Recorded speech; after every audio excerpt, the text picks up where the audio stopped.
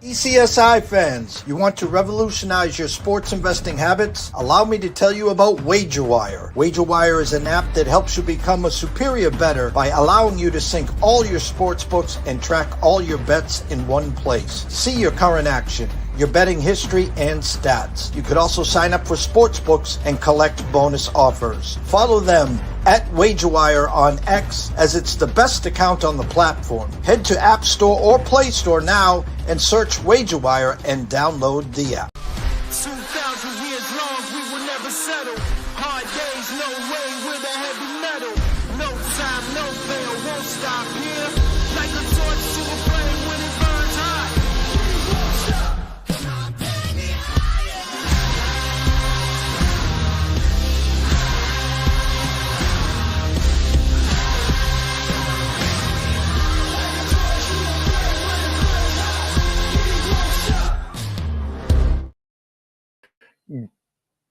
Good morning, sports fans from all around the world. I'm jumping back and forth here, Elijah. I'm under Brady Kannon. I don't know if you can see that. It's been jumping. I don't know if it's me and I need to reset. I apologize for the intro here.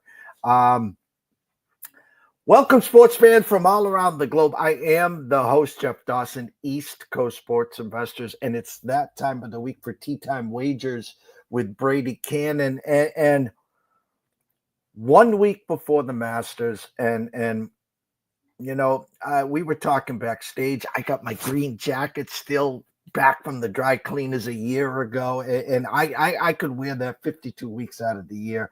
But there's a tournament to be played this week, and a lot of the big names are there, and of course Scotty and Rory at Augusta as we speak, as they're getting ready for the Masters. Scotty trying to defend, of course.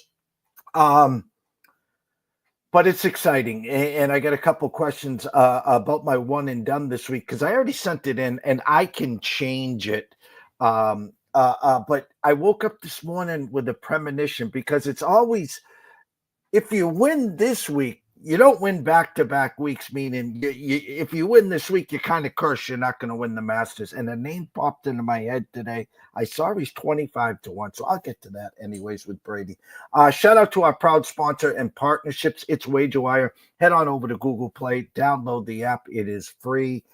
Travis, Zach, Guy, Amber Hawley, Matt, Ollie, myself, we'll take great care of you. Carol Bucks. I mean, the list is endless. Jump on board. Viva Tequila Seltzer, 6 flavors in all the East Coast. There's Cuckoo for Cocoa Pucks.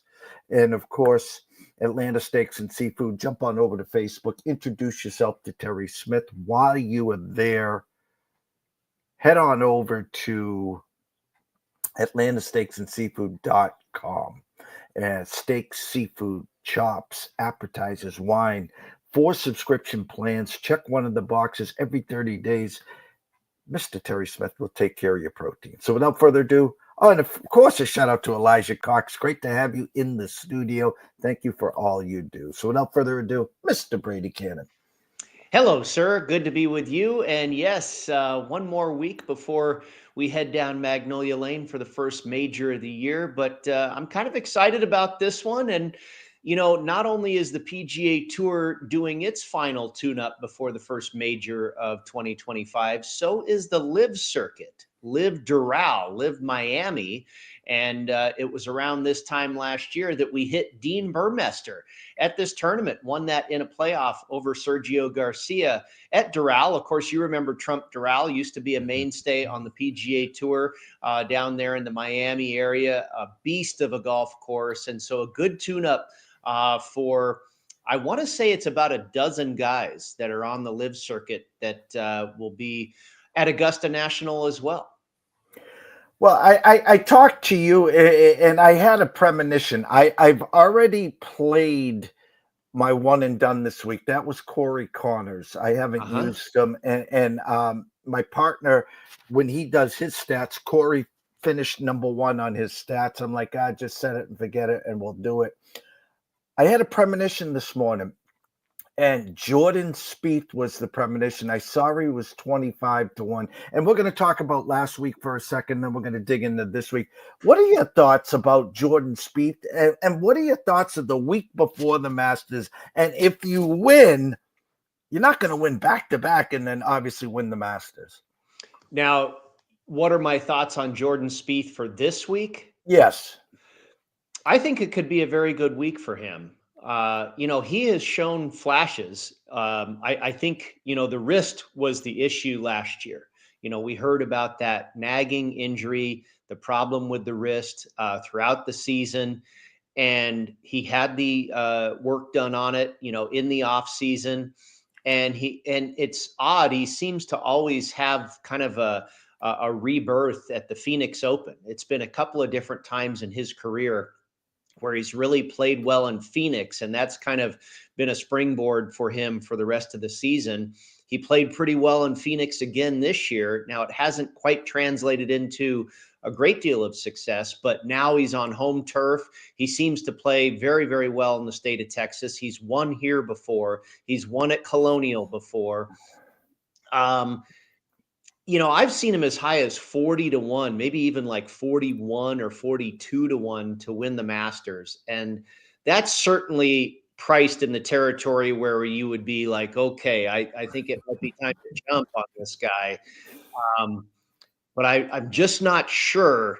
I would probably feel more comfortable playing him this week when there's not the spotlight, not the pressure, not a lot, not everybody plays well when you have a quote unquote home game in golf. There's a lot of distractions that come with again, quote unquote home game in golf. When you go to, your hometown, where you grew up, where you reside, whatever it is, because there's oftentimes a lot of commitments. You're getting tickets for everybody. You're going through all these motions to try and take care of all your friends that want to come watch you, and whatever it is, you're appearing on local news stations. You're going through all these commitments. And sometimes you may lose a little focus on the task at hand, which is trying to win the golf tournament. And we've seen guys really falter in that position before, but not so much for Jordan Spieth. Like I say, he's been very successful a couple of times, at least, more so than that. It's not only a couple of wins, he's also had some very good finishes at courses in the state of Texas as well. So I think it could be a good week for him. I'm not so sure about next week because we just, Jeff, we've talked about it before. I root for him to be in that form. I root for him to, have a change like we saw Victor Hovland have, where a guy that's struggled for so long, and Spieth hasn't quite been to Victor Hovland level of struggling, but all of a sudden Hovland finds the winner's circle again. And I wish Spieth would be Jordan Spieth again, because when Victor Hovland's great, and when Scotty Scheffler's great, and when all these guys are great, including Jordan Spieth, the game is more exciting. So I wish Spieth would really return to that top 10 player in the world form. And yeah, I mean, he's not on my card, but I wouldn't mind seeing him win this week. We talked a week ago, two horses light years on the odds board ahead of the rest of the field last week. And of course, that was number one, Scotty, number two, Rory. And as we often do in those situations, hey, if they beat us, they beat us. And then we go further down the card. And as I talked to you Sunday night on Sports Grid, on Sunday morning, you're going to give me plus 7,000 on Rory McIlroy. Yes, 8 shots behind. I get that part. Plus 550 on Scotty Scheffler. I think he was 5 shots back or something like that. But my point is, you need the top of the board to come back to the next pack. And Minwoo Lee, hats off. I applaud greatness. And here comes Rory charging. Here comes Scotty charging. Toasty right there. But at the end of the day, Minwoo Lee wins the tournament. Yeah, I'm happy for him. And everybody on the world, I think, except for you and I, was on him last week. He was a very, very, I think it was maybe the most popular pick. When you look on social media and, they do these statistics for, who are some of the most tipped guys of the week. And I think Minwoo Lee was absolutely one of the most popular. And you know how we are, Jeff. Oftentimes when I see that's when I want to stay away. I don't want to be on a guy that's so popular. And absolutely, Minwoo Lee made sense, and I knew that. And I was on him a couple weeks ago, or a few weeks ago at Bay Hill, and he popped for a minute, and then he fell off. And I knew the guy was close. And yes, last week's golf course made a ton of sense for him. And I'm glad that it played out the way a lot of people thought it would. And I'm very happy for Minwoo Lee. I think he's a very exciting player. Obviously has been knocking on the door for a little while now, and finally breaks through and gets that first PGA Tour win. I think he's another player that's great for the game. So I'm very happy to see him be able to convert that and not have to go to a playoff. I mean, he nearly bogeyed the very last hole to end up in a playoff with Scotty and Gary Woodland, and that might not have ended well. So I'm happy to see him get that done. Congrats to all of our colleagues out there in the golf betting spaces that nailed him. I'm excited to see where he goes from here. Unfortunately, we missed him, but that happens sometimes. It seems, we oftentimes employ that theory that we'd rather be in the minority in sports betting in no matter what sport, what game, whatever, market you're playing. Oftentimes you want to be in the minority rather than in the masses or in the majority. And last week, the majority won with Minwoo Lee. Well, we're here in Texas, the Valero Texas Open, Oak Course, San Antonio, par 72 yardage, 74-35, a pretty big course here. Correlation courses, thought process before we obviously get to some of your selections. Yeah, there's a big emphasis here on work off the tee. It's a very, very unique golf course, a Greg Norman design. Sergio Garcia served as the player consultant. And correlated courses are kind of hard to come up with because it's a pretty unique layout. It's a difficult golf course. The collection of par fives, it's a par 72, a stock, 4 par fives, 4 par threes, 10 par fours. The 4 par fives are maybe the very hardest collection of par fives on the tour calendar.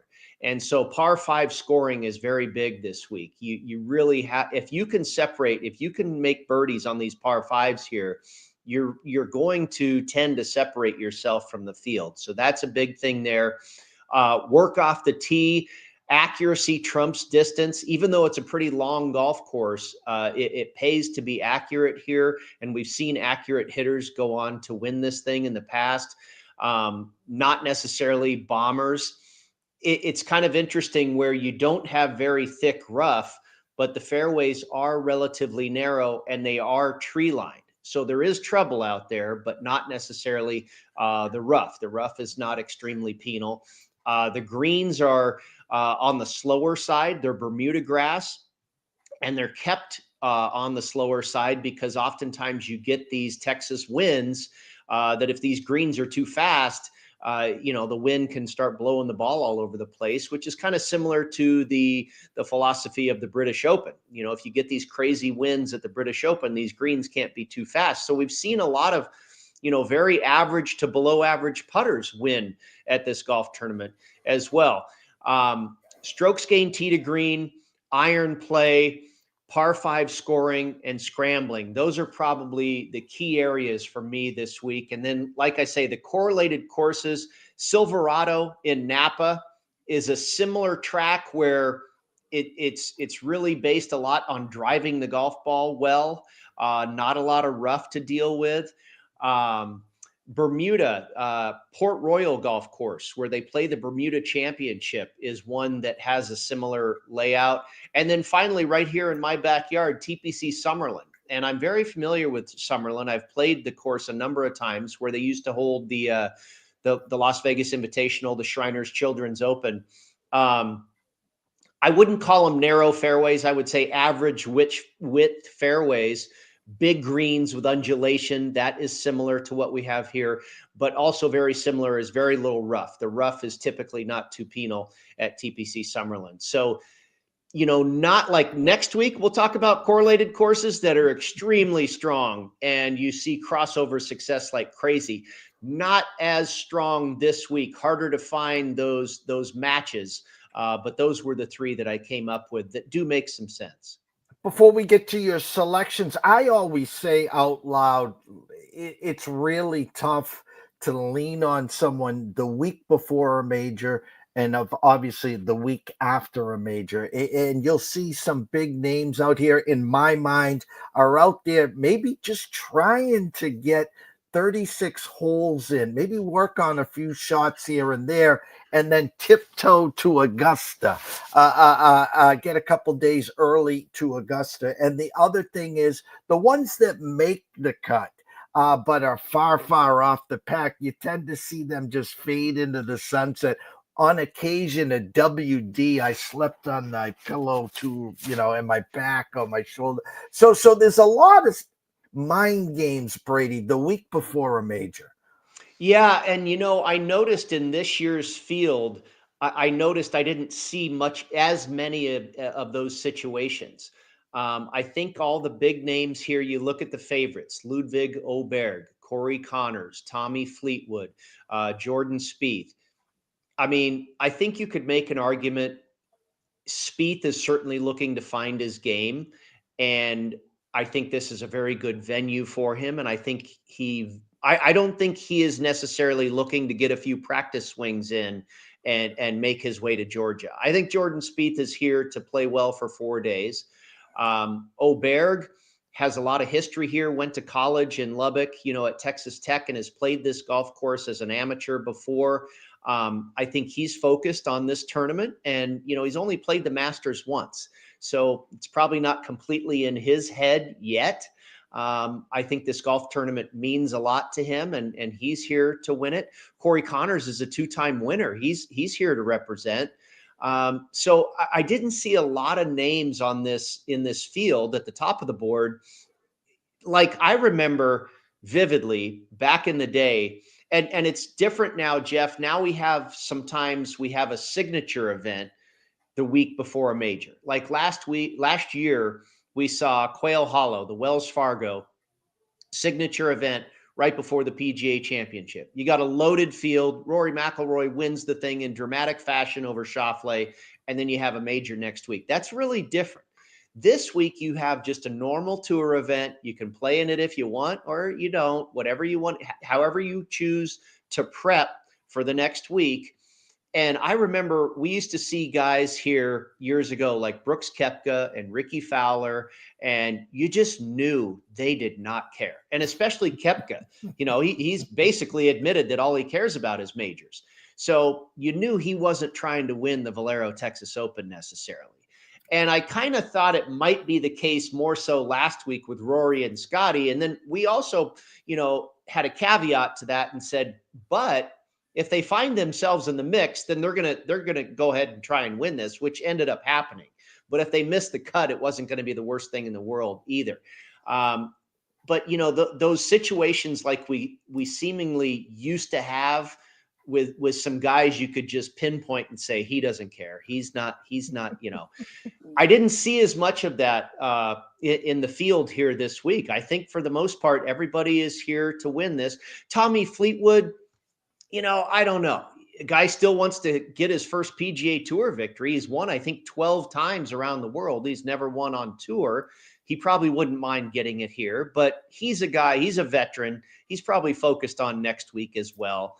But a lot of the other guys, I didn't really see that dynamic this year. I know exactly what you're talking about. And that's the other thing too. There's 27 players in this field that are already in for next week at the Masters. If anybody else wins other than those 27, that guy will get into the Masters. So there are a number of players, 100 and some players in this field that can punch their ticket to Augusta. And so the guys that are already in, how are they treating this? And the guys that aren't in, is it a must win? Do you bet on that motivation? There's that sideline psychology handicap that is very difficult, certainly difficult to quantify. And I just didn't see as much of it existing this week as we have in years past, where you could kind of separate, here's who's trying and here's who's not trying. It seems the field is pretty leveled off this year, and I think we're getting effort out of everybody. I think we have a pretty traditional setup like you would any other week, not just the week before a major. And as it turns out, completely unintentionally, I didn't focus on whether they're in the Masters already or not. I ended up with 5 guys this week that aren't, and 1 that already is. You know. And lastly, before we tip your hand and send out your releases, my partner this week on Mr. Denny McCarthy. What do you how does he match up on this course? I'm on him. He's my shortest shot on the card this week. I want to say he's about, I don't know, somewhere between 5th and 10th on the odds board. I got him at 30 to 1. I've seen a little bit lower than that. I've seen anywhere from 25 to 30. And McCarthy is my one selection that is already qualified for the Masters. He'll be playing in Georgia next week. But you look at what this guy's done at this tournament in the past. I think this tournament's very important to him. I don't think Denny McCarthy is a guy that is necessarily overly concerned about next week before he crosses this bridge. I think what's in front of him here in Texas is at the forefront of his mind and his preparation and his intentions this week. He lost in a playoff last year to Akshay Bhatia. He finished runner-up. He also has 2 additional top 20 finishes here at this tournament. So I think Denny McCarthy is absolutely honed in, and he's also another guy that's trying to get his first PGA Tour victory. He'd love to do that right now and make sure he's in that Masters tournament for 2 more years. So I think McCarthy's focus is on this week. I expect him to have a good week. He's been playing very, very well. In fact, I'll go into the breakdown here. He's one of the very best in the field this week as far as success at the correlated courses. He's 8 for 8 in cuts made this season, and the results of his last 5 starts, he's in pretty darn good form right now. 16th, 5th, 48th, 18th, and 14th. Guy's playing pretty well, and here's a place where he's had great success in the past. I think Denny McCarthy's a solid play this week. Well, the tee box is yours for the your rest of your releases. Well, there you go. Denny McCarthy at 30 to 1. Anything better than 25, I think I'm okay with him. I think that's pretty good value or a good price, a price that makes sense on a guy that I think will have a good week here. And then the next shortest shot I went to was Bud Colley. And not a lot of people are extremely familiar with Bud Colley. I got him at 45. I've seen as high as 50, maybe even 52. So, I would say 45 is probably a minimum, and you might be able to find a little better. But not a lot of people are completely familiar with Colley because he suffered major injuries, a brutal car crash in 2018, and he missed like 3 or 4 years on tour. Now, he's always been a very good player, but just in the last few seasons has he started to really reemerge and become the player that a lot of people thought he would be before the accident. But here he comes into the Valero with consecutive starts, a 4th place finish at the Players Championship and a 6th place finish at the Valspar. So really good results as of late. He's been top 10 here before at the Valero, as well as at TPC Summerlin, and as well as at Silverado in Napa. He's really good across the board in the stats this week, including 6th in this field for greens in regulation gained over the last 36 rounds, one of our key stats this week. And then next at 66 to 1, and I've seen some variance on this number, Lee Hodges. I've seen him as low as like 50 to 1. I've seen him as high as 70 to 1. I got 66. Now, nothing nearly as serious as Bud Colley, but Hodges was also nursing injury for the past handful of weeks, a minor rib injury that has kept him out of action since the Phoenix Open, and also shares in common with Bud Colley. They both went to college and played golf at University of Alabama. But Hodges returned to action last week at Houston and finished 11th. So a nice return to action there. That's and finishing 11th, that's in addition to 2 top 10 finishes already this season. So Hodges has been playing great. The injury was just kind of a little speed bump in the campaign here, but he seems to pick up right where he left off. He finished 6th here in 2023. And then back in 2020, the Korn Ferry Tour played a tournament at this golf course, at the Oaks course, TPC San Antonio. And Lee Hodges finished 14th. And a quirky little connection here, the guy who won that tournament on the Korn Ferry Tour that year in 2020 was Davis Riley, who, by the way, is yet another guy who played collegiate golf at Alabama. So maybe Alabama college players have success here at this tournament. Bud Colley and Lee Hodges, will hope that comes true for either of them this week. And then Andrew Novak at 66-1.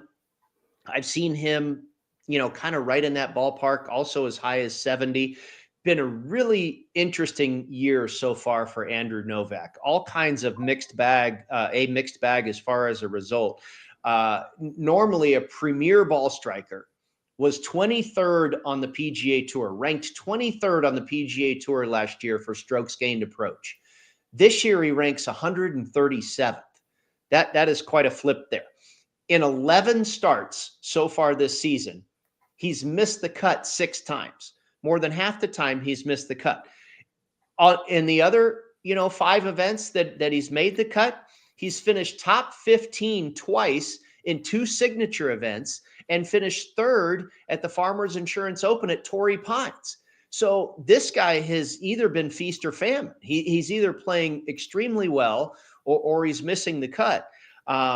He does have some history here. He's finished top 10 here before. He finished 24th in that Korn Ferry Tour event in 2020.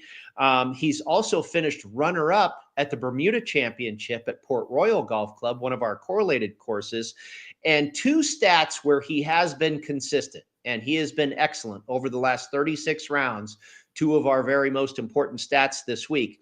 5th in the field for scrambling and 3rd in this field for strokes gained on the par 5s over the last 36 rounds. So I'm hoping it's a good week rather than a bad week for Andrew Novak. He's got the ceiling. He's got the potential. It's just been, like I say, a Jekyll and Hyde campaign so far. I'm hoping this is the good version of Andrew Novak. And then another guy, yet at another price of 66-1, Rico Hoey.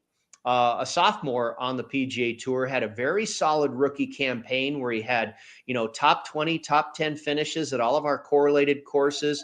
Guy has been a solid player. Number 1, and this is probably what's led him to success on the PGA Tour, number 1 this season in total driving. He ranks 51st for driving distance and 16th for accuracy. That is a lethal combination, hitting it long and straight. Last 36 rounds, he's 33rd in this field for strokes gained approach, 8th for greens in regulation gained. He comes off an 11th place finish last week at the Houston Open, where he closed with a 64 on Sunday. And I like to identify guys like that really finish up the week prior with a hot round, and sometimes that can carry over into the next week. The weakness for Rico Hoey is putting. But like I said at the Open, we've seen some awful putters win here before. Corey Connors is not a great putter.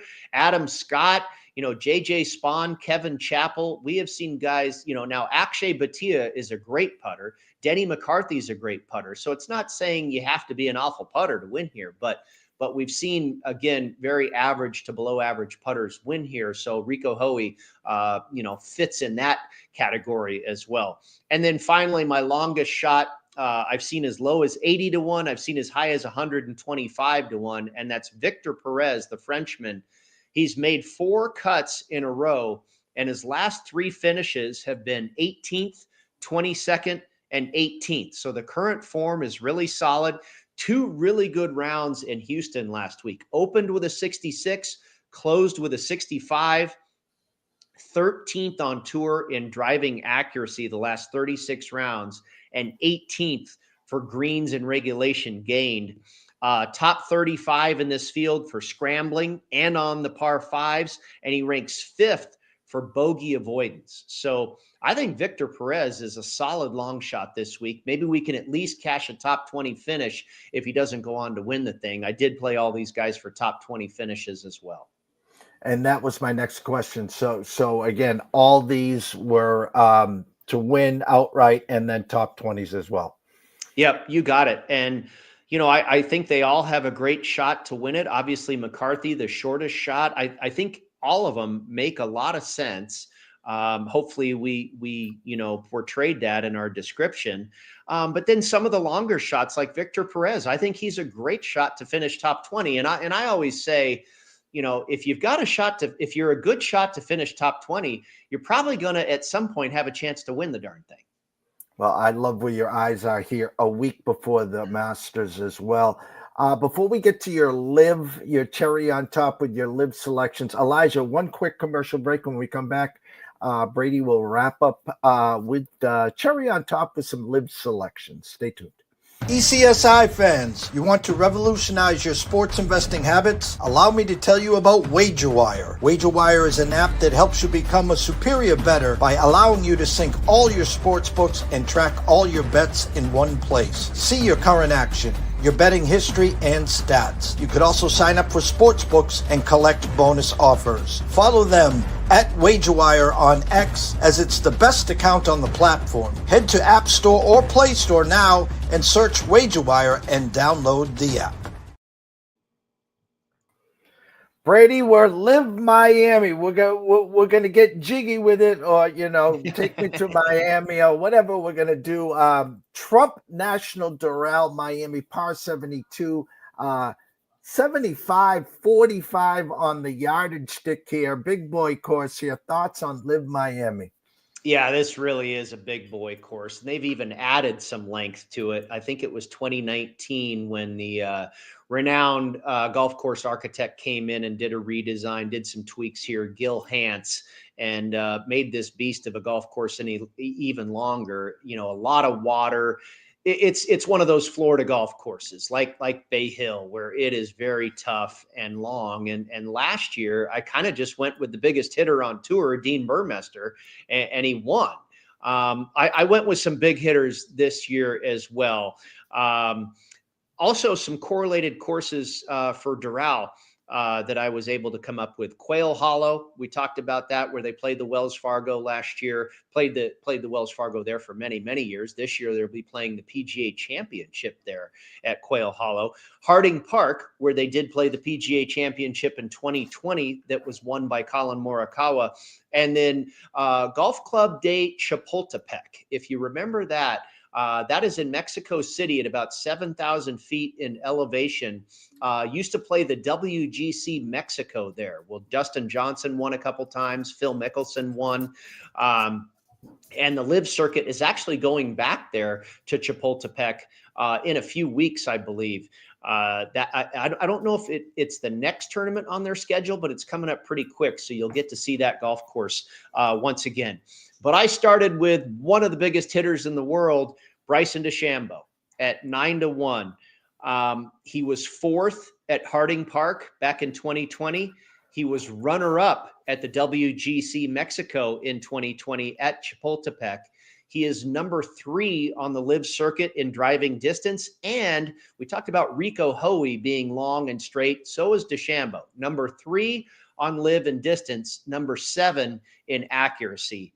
He was 7th at this tournament at Doral last year, and he's been off to a good start this year so far. He was 6th to kick off the season in Riyadh and was 10th just a few weeks ago in Singapore. So Bryson DeChambeau at 9-1 to win here this week at Doral. My next choice, who we landed on correctly in Hong Kong, Sergio Garcia. I'm going to go back to the well with Garcia, Jeff. I've seen him at 125-1 to win the Masters. It might be worth a shot. You could argue he's playing the best golf he has in 10 years, maybe. Certainly half a dozen years or so. The problem is, ever since he won the Masters, which I think was 2017, he's missed every cut thereafter except for one when he finished like 40th or 20th or something. I can't remember. So he has not done well there at all. But boy, he is playing great golf. And at Club de Chapultepec, I remember I bet on Sergio at that WGC Mexico at least a couple times because he was so good there. He finished 12th, 7th, and 6th at that golf course at that tournament. Lost in a playoff here to Dean Burmeister last year at Doral. He's a winner already on the live circuit in Hong Kong, as we mentioned. Number 1 in live and driving accuracy, number 8 in greens and regulation, 10th in birdies, and 4th in scrambling. Guy's playing really well. And then finally, Carlos Ortiz. Sergio, by the way, at 16-1. Carlos Ortiz at 30-1, a longer shot here. 16th at Chapultepec in 2020. Runner-up a few weeks ago in Australia at Adelaide. He just won 2 weeks ago the International Series in Macau. He beat Patrick Reed, beat Jason Kokrak, beat some other live golfers. That was on the Asian Tour just a couple weeks ago. He won in Macau, and with that victory, he earned a spot in the Open Championship this summer at Royal Portrush. So, a win to his credit just a couple of weeks ago. 17th on the live circuit in driving distance and 10th in birdies. So all big hitters, a couple of these guys, accurate hitters who've had success recently and at this tournament in the past, DeChambeau, Garcia, and Ortiz for Live Miami. And it's going to be real interesting there, as you talked about DeChambeau and Sergio moving forward for next week. I think that's the toughest thing for me is with the live guys coming across to play the Masters. And there's a name that no one's talked about. I don't know the last time I heard the name Jon Rahm. Yeah, I've been thinking about him, kind of thinking the same thing as you is like, I've seen Rahm, I think, as high as 18-1 to win the Masters. That's a pretty big price. I bet him a few years ago when he won it in 2023, and I think he was 10-1 or so. Might have gotten down to as low as 8-1. Yep. I think Rahm, I believe I'm correct in saying he has finished top 10 in every single live event he's played. And I don't know if that's a compliment or not, because you're only playing against, 53 other guys, and you're Jon Rahm. Why haven't you been able to beat everybody yet? And I take that back. He did win one. He did, and we were actually on him last year in England. It was the week after the Olympics, or it was either the British Open or the Olympics. He had just come off of a very good tournament. I think it might have been the British Open, and he went over to England and won. But he's off to another start this year where he just keeps finishing 6th and 7th and 4th. And it's like, I don't know if that's a good thing. If I'm going to bet him to win the Masters, I think he should be doing even better than that. It doesn't look like he is completely firing on all cylinders to me. Last question. If you like, my hardest part for next week is the live guys. Who am I going to put, my stamp on? And we talked last week, Neiman is playing lights out right now. Yeah. You talked about Koepka. I remember last year, DeChambeau having on top of that leaderboard, on the first page for a long, long time. If you like DeChambeau to win the Masters, if he pops here this week in Miami, I think you're going to see some people flocking to DeChambeau next week early. Yep. I really hope he wins this week because obviously we're on him. I don't know. Ever is a long time. I was just going to say, I don't know if he'll ever win the Masters. That's a long time, but yes, he came close. It was his first ever top 10 finish last year. Prior to that, he's not done very well at all. And his game has improved in areas that I think he needed to get better at to suit what Augusta National Golf Club asks of you as a player. But I still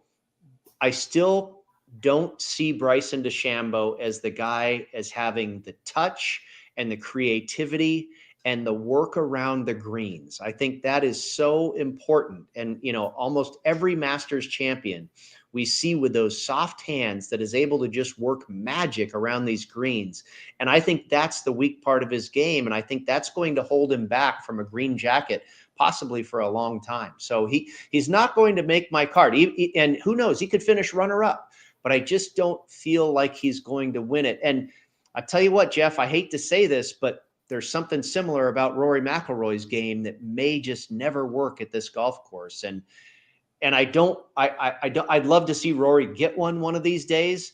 The price has gotten too low for me this year, 6-1, 5-1. And he's as hot as ever. He's been as hot as ever, but maybe no year hotter than this year coming into Augusta. But boy, and I mean, if this guy's coming down the back nine with the lead on Sunday, what's going to be going through his head? I don't even want to try and figure out what that is or what that looks like. So, boy, but those are two guys that, much more so DeChambeau. I think when Rory is on his A game, Rory may be the very best in the world, one of the best we've ever seen. We saw that last year in the final round at Quail Hollow when he took over, Xander Schauffele to win that. That gear that Rory has is not a gear that many people have ever had, and he can probably win anywhere when he's in that type of form.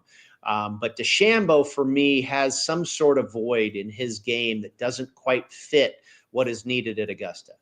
No, and I'll piggyback off of that, Brady. I think DeChambeau's aggressiveness, at the Masters, there's scoring holes that you better score on, and then most of the other holes you take your par with pride. And we watched the king Tiger Woods just go around that course like effortlessly, because there's certain spots where you can put your ball and there's a lot of spots where you can't. And I think that aggressiveness by DeChambeau is always a fault at him there. Rory, he has that other gear in the bag that I say no one on the tour has. And right. we saw back in the day Tiger lapping the field by double digits, and I'm not comparing Rory to Tiger, but at any tournament when Rory's cooking with Crisco, forget about it. If he's hitting on all cylinders, he is definitely that guy that can take it to the next level. And Brian Gaskell just asked, and he goes, since you're in the area, thoughts on Sergio, and you had talked about it. He says there's only 65-1 on DK, but 125-1 on other sites at the Masters. Yeah, in fact, I think I looked at 3 or 4 different books the other day, and I saw consistently 125, I think, at every one of them. And I'm not even sure if that's high enough, but it's pretty juicy. And it's certainly a juicy number given the way he's playing right now. I just don't like the way he's played at the Masters for the last 8 years or something like that. He's been awful. He's only made 1 cut ever since he won it.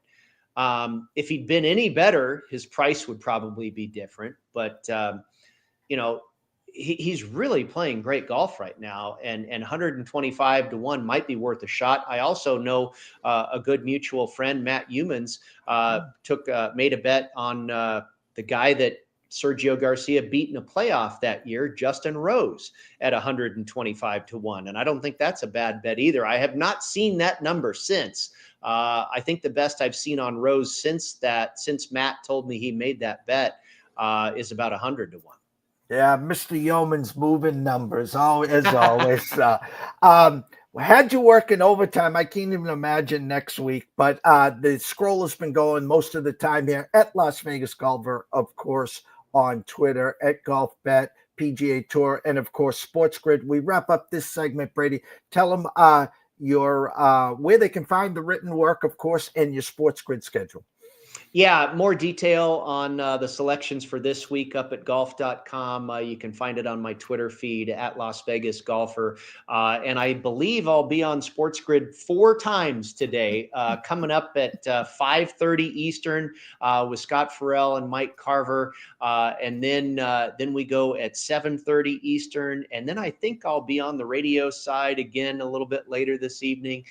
Been doing that on Wednesdays as well. And then, of course, with Gabe and Cam around 10 p.m. Eastern tonight.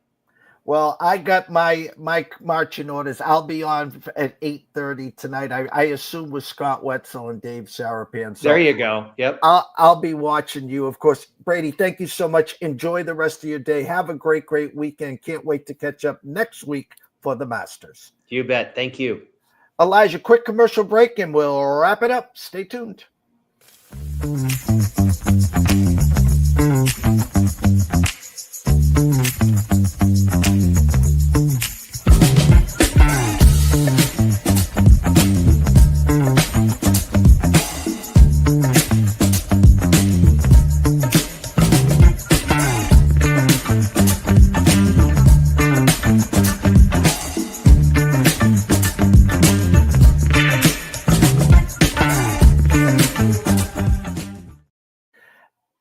You know, it's funny. I could sit here. We're a week before the Masters, okay? And the funny about this is, you know, we got to stay in the moment. We got to stay in the day. We have a tournament this week at the Valero Texas Open, but yet the brain's already over at Augusta, Magnolia Lane. Next week is a week for the ages. You know, Monday night, we'll be cutting the nets down. Someone will be crowned a NCAA champion 2025. It won't be the Yukon Huskies, of course. They did not get their 3P. But then we go right into the week of the Masters. It's such a special time of year. So I super stoked. Thanks to Brady. Worked a little overtime, talking Valero Open, talking Live, of course, and talk some Masters as well. Tyler Wyatt was scheduled to come on. Construction. I tell you, if it's not Mother Nature, if it's not the internet, it's construction, landscapers. He'll be back tomorrow, 11 a.m. We got a busy show. Adam Trigger from Wager Talk will be here to talk some NCAA. Then Andy Powers, the voice of BC Hockey East, will be here to talk about their loss to Denver. No Frozen Four trip for the number 1 seeded Eagles. And he'll talk about the Bruins, the demise of the Bruins, where it started, the firing, of course, of Jim Montgomery, and where they are today, limping to the finish line there. 3 o'clock, Lou Finicaro, Fight Night Fortunes will be at UFC Las Vegas. We'll be talking some fights as well. Today, around 4 o'clock, if not 4 or 5 o'clock, Riley Magnuson, the closing bell, will be back. We'll get you caught up in tonight's market, MLB, NBA, NHL, and good stuff. A big shout out to Elijah Cox, as always. Great to have you in the studio. And, you know, I think it's strange. There's issues here. Apologize with the in and out, but we finished. So for myself, Jeff Dawson at DC Sports Invest, Brady Kannon at Las Vegas Golf, we wish everyone a blessed day. Stay tuned. We'll be back around 4 or 5 o'clock for the closing bell. See you soon.